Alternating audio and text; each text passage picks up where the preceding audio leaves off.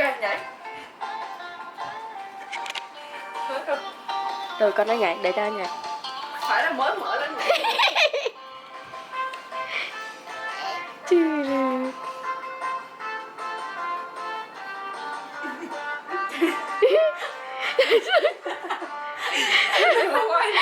Để cho nó nhảy, để cho anh nhảy.